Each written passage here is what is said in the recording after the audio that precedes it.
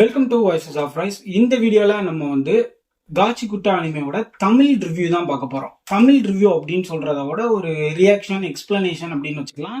இந்த வீடியோல ஸ்பாய்லர் இருக்கு. நீங்க அந்த அனிமே எபிசோட் இன்னும் பார்க்கல அப்படின்னா இந்த வீடியோ ஸ்கிப் பண்ணிருங்க. ஸோ ஓகே, வீடியோ ஸ்டார்ட் பண்ணிடலாம். எப்படின்னா, காச்சிகுட்டா என்ன எப்படி இன்ஸ்பயர் பண்ணுச்சு, ஐ மீன் எனக்கு ஒரு ஹைப் வந்துச்சு அப்படின்னா, நான் வந்து சும்மா ஸ்க்ரோல் பண்ணிட்டு இருந்தேன் யூடியூப்ல. ஒரு நாள் வந்து பார்த்துட்டு இருக்கும் போது கிரன்ச்சி ரோல்ல ஒரு ட்ரெய்லர் வந்து இருந்தது, காச்சிகுட்டா அப்படின்ற ட்ரெய்லர். நான் போய் பார்த்தேன். பார்க்கும்போது எனக்கு ஒண்ணுமே நார்மலா தோணுச்சு. சூப்பர் பவர்ஸ் இருக்கும் போல, இவன் ஒரு சின்ன பையன், வில்லன்ஸ் எல்லாம் அகெயின்ஸ்டா சண்டை போடுவான், இந்த மாதிரி தோணுச்சு. ஆனா ட்ரெய்லர்ல வந்து பார்க்கும்போது எனக்கு என்ன புதுசா ஃபீல் ஆச்சு அப்படின்னா, அனிமேஷன் ஸ்டைல் எனக்கு ரொம்ப பிடிச்சிருந்தது. அனிமேஷன் ஸ்டைல் அப்படின்ற போது வித்தியாசமா இருந்தது. 3Dல இருந்தது. நம்ம நார்மலா பாக்குற அனிமே மாதிரி 2Dல பண்ணாம 3Dல பண்ணியிருந்தாங்க. ஸோ எனக்கு ரொம்ப பிடிச்சிருந்தது. அது மட்டும் இல்லாம அனிமேஷன் ஸ்டைல்ல வந்து ஸ்கெட்ச்ல பண்ண மாதிரியே இருந்தது.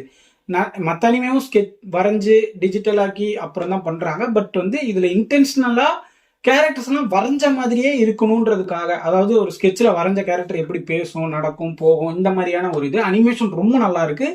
டிஃப்ரெண்டா இருந்தது. எனக்கு அது பிடிச்சிருந்தது பர்சனலா. ஸோ அது ஒன்று பார்க்கணும்னு நினைச்சேன். இன்னொன்று வந்து ஸ்டோரியே வித்தியாசமா இருந்தது அந்த ட்ரெய்லர்ல நான் பார்க்கும்போது. ஏன்னா அதுல வந்து ஒரு பையனை கெட்டி வச்சிருந்தாங்க, எல்லாரும் அவனை கீழே போடுங்க கீழே போடுங்கன்னாங்க, ஒரு பள்ளத்தாக்குல தள்ளி விட்டாங்க. இந்த மாதிரி பிளாட்டா எனக்கு எந்த ஒரு ஐடியாவும் இல்லை அந்த அனிமே எப்படி இருக்கும்ன்றத கெஸ் பண்ணவே முடியல. சரின்னு ஜூலை 6 ரிலீஸ் ஆச்சு கிரன்ச்சி ரோல்ல. எல்லா லாங்குவேஜஸ்லயுமே அன்னைக்கு தான் ரிலீஸ் ஆச்சு. அண்டு மற்ற அனிமே பார்த்தீங்கன்னா, இப்போ ஜாப்பனீஸ்ல ரிலீஸ் ஆகி ஒரு வாரம் இல்லைன்னா 3 நாள் கழிச்சு தான் மற்ற லாங்குவேஜஸ்ல ரிலீஸ் ஆகும். பட் இந்த காச்சிகுட்டா அப்படின்ற அனிமே எல்லா லாங்குவேஜஸ்லயுமே ஒரே நாள் ரிலீஸ் ஆயிருக்கு. அது ஒரு இன்ட்ரெஸ்ட்டை கிரியேட் பண்ணுச்சு. நான் சரின்னு போய் பார்த்தேன். பார்க்கும்போது எனக்கு ரொம்பவே பிடிச்சிருந்தது. அந்த அனிமே பார்க்கும்போது எனக்கு என்ன தோணுச்சு அப்படின்னா, ஒன் பீஸ்ல இருக்கிற போஸ்ட் வார் ஆர்க் ஒன்று இருக்கும். நம்ம லூஃபி, ஏஸ், சாபோ இவங்கெல்லாம் சின்ன வயசுல இருக்கிற ஒரு ஆர்க்கு. அதுல வந்து பணக்காரங்க ஏழைங்க அப்படின்ற ஒரு செவுறு பிரிச்சு கீழே குப்பையில வாழ்ந்துட்டு இருப்பாங்க, அவங்க மேல வாழ்ந்துட்டு இருப்பாங்க. இங்க போறவங்களுக்கு அங்க அனுமதி கிடையாதுன்ற மாதிரி ஒரு கான்செப்ட்ல தான் அந்த ஆர்க் இருக்கும். எனக்கு இந்த அனிமே பார்க்கும்போது பர்சனலா எப்படி கனெக்ட் ஆச்சுன்னா, ஒன் பீஸ்ல இருக்க அந்த ஒரு ஆர்க்கை பேஸ் பண்ணி ஒரு பெரிய அனிமே எடுத்திருக்காங்கன்ற மாதிரி தான் எனக்கு தோணுது. பட் இது ஒரு ஸ்டார்டிங் பாயிண்ட் தான். இந்த அனிமேவோட முக்கியமான பிளாட், மெயின் பிளாட் என்ன அப்படின்னா, பணக்காரங்க, மேல்தட்டு மக்கள், கீழே அந்த ஒரு செவுருக்கு இந்த சைடு வாழ்றவங்க, குப்பத்து மக்கள். அந்த தமிழ் டப்பிங்லயுமே என்ன சொல்லியிருந்தாங்க அப்படின்னா, பணக்காரங்க குப்பம் அப்படின்றத மென்ஷன் பண்ணியிருந்தாங்க, குப்பத்துல வாழ்றாங்க அப்படின்றது. இன்னொரு முக்கியமான விஷயம், நிறைய வந்து குப்பையை சம்பந்தப்பட்ட ரெஃபரன்ஸ் இந்த அனிமேல இருக்கு. அதாவது மேல இருக்கிறாங்கல்ல இந்த பணக்காரங்க, அவங்கள பொறுத்த வரைக்குமே இந்த குப்பத்துல வாழ்றவங்க யாருன்னா ஒரு குப்பை, அவ்வளவுதான். அவங்கள மதிக்க மாட்டாங்க, அவங்க சொல்றதை கேட்க மாட்டாங்க, அந்த மாதிரி ஒரு கேரக்டர்ஸ். நம்ம ஹீரோ, அதாவது ரூடோன்னு ஒரு கேரக்டர், அவன் வந்து ஒரு ட்ராஷ் ரைடர். ட்ராஷ் ரைடர்னா என்னன்னா, மேல அந்த பணக்காரங்க போடுற குப்பையில இருக்க பொருட்கள் எல்லாம் அவங்களுக்கே தெரியாம போய் எடுத்துட்டு வந்து இவன் சரி பண்ணி வித்துட்டு இருப்பான். அதுதான் இந்த ட்ராஷ் ரைடரோட வேலை. சோ அது வந்து சட்டத்துக்கு எதிரானது. இவன் போய் அங்க இருக்க பொருள் எல்லாம் எடுத்துட்டு வந்து சரி பண்ணி வித்துட்டு இருப்பான். ஓப்பனிங் சீன்லயே என்ன கட்டுறாங்கன்னா, நம்ம ஹீரோ வந்து ட்ராஷ் ரைட் பண்ணி ஒரு முயல் பொம்மையை எடுத்துட்டு வந்து சரி பண்ணி வச்சிருக்கான். அப்போ அவனோட லவ்வர், கேர்ள் ஃப்ரெண்ட் மாதிரி ஒருத்தி வந்து, ஏன் திருப்பி பண்ண, உன்னை பத்தி தான் எல்லாரும் பேசிட்டு இருக்காங்க, உன்னை கண்டிப்பா பிடிச்சே ஆகணும்ன்றத அந்த பணக்காரங்க வந்து டாக்ஸ் போயிட்டு இருக்குன்றத சொல்றான். அப்போ வந்து இவன் அந்த முயல் பொம்மையை அவ பார்த்துட்டா. அவங்க பேசிட்டு இருக்கும் போதே எனக்கு இது பிடிச்சிருக்கு அப்படின்னு சொன்ன உடனே, நான் இதை சரி பண்ணி உனக்கு தரேன் அப்படின்னு ஹீரோவும் போயிடுவான். அப்போ ஹீரோக்கு ஒரு ஸ்டெப் ஃபாதர் இருக்காரு. அதாவது ஹீரோ யாரு அப்படின்னா, நம்ம நருட்டோல 9 டெய்ல்ஸ் வச்சிருக்கனால ஊர் மக்கள் எல்லாருமே அவனை ஒரு மாதிரி வெறுத்து ஒதுக்கி வைப்பாங்கல்ல, அதே கேரக்டர் தான் இங்கேயும் காமிச்சிருக்காங்க. ஒன் பீஸ்ல ஒரு ஸ்பூனு, நருட்டோல இருந்து ஒரு ஸ்பூனை போட்டு மிக்ஸ் பண்ணியிருக்காங்க. அந்த ஹீரோவோட கேரக்டரை நான் சொல்றேன். பட் ஸ்டோரி வைஸ் ரொம்ப நல்லா இருக்கு. நான் வந்து இதை கலாய்க்கிறதுக்கு சொல்லலை, என்னோட ஒப்பீனியன் சொல்றேன். ஸோ ஸ்டெப் ஃபாதர் இருப்பாரு, அதாவது அனாதை. ஹீரோக்கு வந்து ஹீரோட அப்பா வந்து ஒரு கொலகாரன். ஸோ வந்து குப்பத்துல இருக்கிற அவனோட மக்களே அவனை வந்து ஒதுக்கி வச்சிருப்பாங்க. அவனோட கையில வந்து காயம் இருக்கும் இது வரைக்கும். ஸோ வந்து அவனை வந்து ஒரு மாதிரி டிஸ்கஸ்டிங்கா பார்த்து ஒதுக்கி வச்சிருவாங்களா. அதனால ஒரே ஒருத்தர் மட்டும் இவனை மேல ஒரு பரிதாபப்பட்டு அவனை எடுத்து வளர்த்துட்டு இருப்பாரு. அதுதான் நம்ம ரூடோட அப்பா, இப்போதைக்கு இருக்கிற அப்பா, உண்மையான அப்பா இல்ல. ஸோ அவரு வந்து கொஞ்சம் கஷ்டப்படுற, குப்பத்துல இருக்கிறனாலே கஷ்டப்படுற குடும்பம் தானே. இவன் அதனாலதான் ட்ராஷ் ரைடிங் பண்ணி அந்த பொருள் எல்லாம் வித்து சம்பாரிச்சு கொடுத்துட்டு இருக்கான். சரின்னு அந்த முயல் பொம்மையை சரி பண்ணி அவனோட கேர்ள் ஃப்ரெண்ட கொடுத்து மீட் பண்ண போய் பேசிட்டு இருக்காங்க. அவங்க 2 பேரும் பேசிட்டு நான் அந்த பொம்மையை கொடுத்துட்டேன் அப்படின்றத அவங்களோட அப்பாட்ட, அதாவது இப்போ இருக்க ஸ்டெப் ஃபாதர்கிட்ட சொல்லலாம்னு ஓடி வரும்போது அவனை ஒருத்தன் கொன்னுட்டு இருக்கான். மாஸ்க் மேன் ஒருத்தன் கொன்னுட்டு இருக்கான்.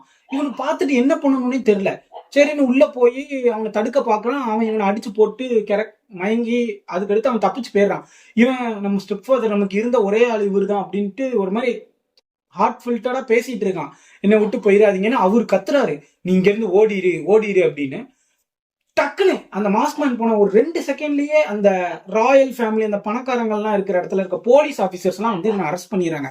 நீ தான் இந்த கொலையை பண்ண, நாங்க பாத்துட்டோம், இதுதான் ப்ரூஃப் அப்படின்ட்டு அரெஸ்ட் பண்ணிடுறாங்க.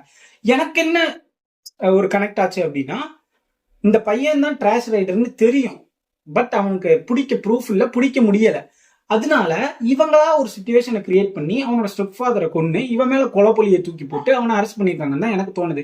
ஆனா அந்த குப்பத்துல இருக்க மக்களுமே அவனை நம்பல. ஏன்னா அவன் ஒரு கொலைகாரனோட பையன், அதனால இவனும் கொலைகாரனா தான் இருப்பான் அப்படின்ட்டு இவனோட ஸ்டெப் ஃபாதரையுமே இவன் தான் கொன்னு இருப்பான் அப்படின்ற ஒரு கான்செப்ட்ல அரெஸ்ட் பண்ணி ஒரு தூக்கு போடுற இடம், நான் ட்ரெய்லர்ல சொன்னேன்ல, ஒரு தூக்கு போடுற மாதிரி ஒரு இடம், கையை கெட்டி வச்சுட்டு பள்ளத்தாக்குல தள்ளி விட்டுருவாங்க அப்படின்னு சொல்லிட்டு அந்த இடத்துக்கு கொண்டு போறாங்க. இவன் ஏன்னா கொலை பண்ணிட்டான், அவனோட ஸ்டெப் ஃபாதரையே கொலை பண்ணிட்டான்னு கூப்பிட்டு போறாங்க. குப்பத்துல இருக்க எல்லாரும் கூடியிருக்காங்க, பணக்காரங்க அந்த ஆபீசர்ஸும் கூடியிருக்காங்க. இப்போ இவன் கத்துறான், நான் இந்த தப்பு பண்ணல, என்னை விட்டுருங்க விட்டுருங்கன்னு. அப்போ அவனோட கேர்ள் ஃப்ரெண்ட் வந்து பாத்துட்டு இருக்கான் அந்த கூட்டத்துக்குள்ள இருந்து. அப்போ இவன் சொல்றான், என்னோட அப்பாவை யாரோ கொன்னுட்டாங்க, என் கண்ணு முன்னாடிதான் கொன்னாங்க, அவனை யாருன்னு தேடி கண்டுபிடி அப்படின்னு சொல்றான். அதை அந்த பொண்ணு கண்டுக்காம, கொஞ்சம் கூட மனசாட்சியே இல்லாம, நீ ஒரு கொலைகாரன்னு எனக்கு முன்னாடியே தெரியாம போச்சு, நான் உன் மேல அவ்வளவு நம்பிக்கை வச்சிருந்தேன், ஆனா நீ உன்னோட உண்மையான அப்பா மாதிரி நீயும் ஒரு கொலைகாரனா தான் இருந்திருக்கன்னு அவன் கொடுத்த அந்த முயல் பொம்மையை கீழே தூக்கி போட்டுட்டு போயிடுறான். மனசு உடஞ்சு போன நம்ம ஹீரோவை தூக்கி குப்பையில தூக்கி போட்டுறாங்க. ஐ மீன் அந்த பள்ளத்தாக்குல தூக்கி போட்டுறாங்க. இந்த பள்ளத்தாக்கை பத்தி நான் ஒரு முக்கியமான விஷயம் சொல்லணும். என்னன்னா, பணக்காரங்க இருக்காங்களே, அவங்க இத்தனை வருஷமா கொட்டின குப்பையும் இந்த குப்பத்துல இருக்கவங்க கொட்டின குப்பையும் அந்த பள்ளத்தாக்குல தான் இருக்கு. அதாவது அந்த பள்ளத்தாக்கே ஒரு குப்பை கொட்டுற இடம், அவ்வளவுதான். இவங்க தப்பு செஞ்சவங்களையும் ரூல்ஸை மீறினவங்களையும் ஏன் அந்த குப்பை இருக்கிற அந்த பள்ளத்தாக்குல தூக்கி போடுறாங்கன்னா, அவங்கள பொறுத்த வரைக்கும் தப்பு செஞ்சவங்க ரூல்ஸை மீறினவங்க எல்லாம் ஒரு குப்பை, ஸோ அவங்களையும் குப்பையில தூக்கி போடுறாங்க. நம்ம ஹீரோவையும் அந்த பள்ளத்தாக்குல குப்பையில தூக்கி போட்ட உடனே ஹீரோ வந்து செத்துட்டோம் அப்படின்ட்டு ஒரு மாதிரி மனசுக்குள்ள பேசிட்டே விழுந்துருவான். விழுந்த உடனே அப்படியே கண்ணை முழிச்சு பார்த்தா கண்ணு கட்டுன தூரம் வரைக்கும் குப்பை மட்டும்தான் இருக்கு. அதாவது நான் சொன்னேன்ல, பணக்காரங்க வாழ்ற ஒரு இடம், சுத்தி ஒரு வால் இருக்கும், அதுக்கு கீழே குப்பத்துல வாழ்றவங்க இருப்பாங்கன்னு. அது ஒரு மலை மாதிரி இருக்கும், ஒரு டாப்பான இடத்துல. அந்த மலைக்கு அடிவாரத்துல இந்த குப்பத்து மக்கள் வாழ்ந்துட்டு இருப்பாங்க. ஆனா அதுக்கும் கீழே ஒரு பெரிய பள்ளத்தாக்கு இருக்கு. ஒரு பிளாட்டான ஒரு லேண்ட்ஸ்கேப் மாதிரி இல்லாம, இந்த குப்பத்து மக்களும் பணக்காரங்களும் வாழ்ற ஒரு இடத்துக்கு கீழே பெரிய பள்ளத்தாக்கு சுத்தி, அதுலதான் நம்ம ஹீரோவை தூக்கி போட்டுறாங்க. ஹீரோவோட அப்பா, உண்மையான அப்பா கொலை பண்ணார்ல, அவரையும் தூக்கி அங்கதான் போட்டிருப்பாங்க. சோ ஹீரோ வந்து கண் முடிச்சு பாக்கணும், கண்ணு கட்டின தூரம் வரைக்கும் குப்பை தான் இருக்கு, வேற எதுவுமே இல்லை. அங்க ஒரு ஊரே இருக்கு, குப்பையால செஞ்ச ஒரு ஊரு.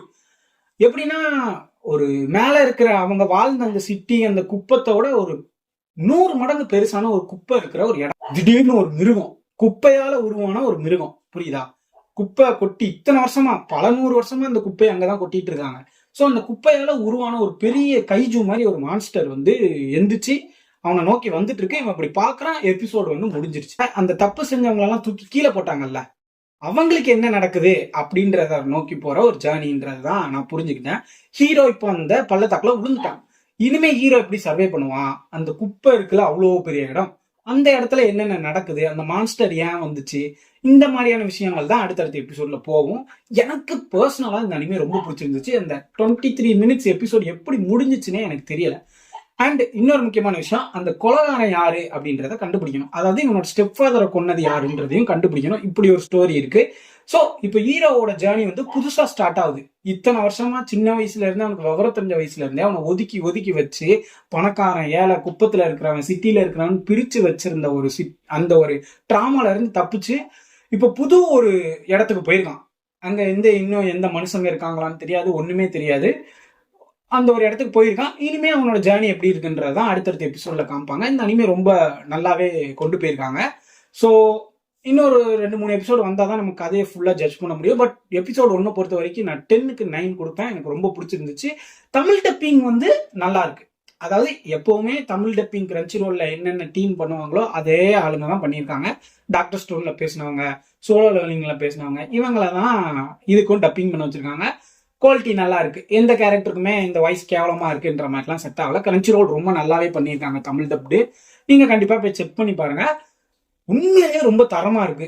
இந்த அனிமே நீங்க மிஸ் பண்ணிடவே கூடாது. ஏன்னா ஃபர்ஸ்ட் எபிசோட்லயே இத்தனை விஷயத்த நமக்கு காமிச்சிருக்காங்க டீட்டெயிலிங்கா. பிரிவினை, பணம், ஏழை, குப்பை, இந்த மாதிரியான விஷயங்கள் எல்லாம் நமக்கு ரெஃபரன்ஸ் பண்ணி காமிச்சிருக்காங்க. ரொம்ப நல்லா இருக்கு. என்னை பொறுத்த வரைக்கும் எனக்கு ரொம்ப பிடிச்சிருக்கு. ஸோ இந்த அனிமையை போய் செக் பண்ணி பார்த்துட்டு கமெண்ட் செக்ஷன் வந்து நல்லா இருக்கா இல்லையா அப்படின்றத கமெண்ட் செக்ஷன் வந்து சொல்லுங்க. ஸோ இதோட இந்த வீடியோவை நான் முடிச்சுக்கிறேன் கைஸ். இன்னொரு நல்ல வீடியோவில் உங்களை வந்து சந்திக்கிறேன். மறக்காம நம்ம சேனலை சப்ஸ்கிரைப் பண்ணிருங்க, அந்த பெல் ஐக்கானையும் கிளிக் பண்ணிருங்க. Until the next video, good bye.